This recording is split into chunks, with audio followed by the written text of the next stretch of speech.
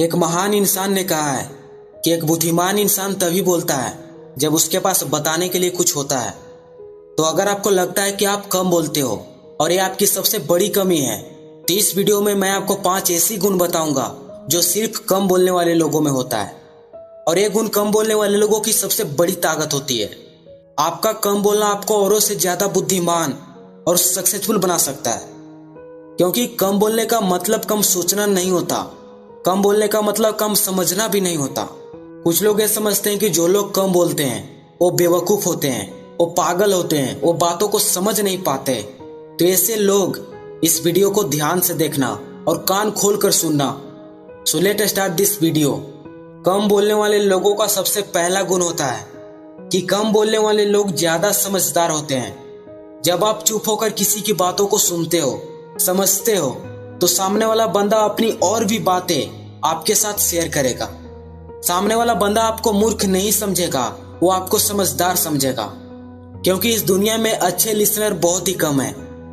तो अगर आप एक अच्छे लिसनर हो तो सामने वाले को लगेगा कि आप उसकी बातों को वैल्यू दे रहे हैं, आप उसे समझ रहे हो। और जब आपको कोई ऐसा समझेगा कि आप एक समझदार इंसान हो, तो आपके अंदर का कॉन्फिडेंस लेवल और भी बढ़ेगा और लोगों की बातों को आप और भी अच्छी तरीके से समझ पाओगे और अपनी बात लोगों के साथ अच्छी तरीके से पेश कर पाओगे। इसलिए कम बोलना कोई मूर्खता नहीं है, कम बोलना एक बुद्धिमानी है। दूसरा गुण जो कम बोलने वाले लोगों में होता है कि कम बोलने वाले लोग ज्यादा इंटेलिजेंट होते हैं, क्योंकि वो एक ही बार में अपनी बात रखना जानते हैं। कम बोलने वाले लोग एक ही लाइन में अपनी बात कहना जानते हैं। वो एक ही लाइन में अपनी बात को किसी और को अच्छी तरीके से समझा सकते हैं। ऐसा हुनर सिर्फ कम बोलने वाले लोगों में ही होता है। आप जितना अधिक जरूरत से ज्यादा बोलेंगे, उतना ही कम अगला इंसान आपके भावनाओं को समझेगा।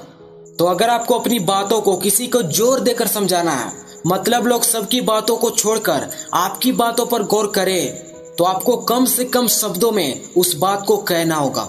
तीसरा जो गुण है कम बोलने वाले लोगों की, वो ये है कि कम बोलने वाले लोग ज्यादा फ्रेंडली होते हैं, क्योंकि वो दिल के बहुत अच्छे इंसान होते हैं। तो अगर आप कम बोलते हो तो अब आप ये सोचोगे कि मुझसे दोस्ती कौन करेगा, जबकि ये सोचना बिल्कुल गलत है, क्योंकि कम बोलने वाले लोग ज्यादा अप्रोचेबल होते हैं।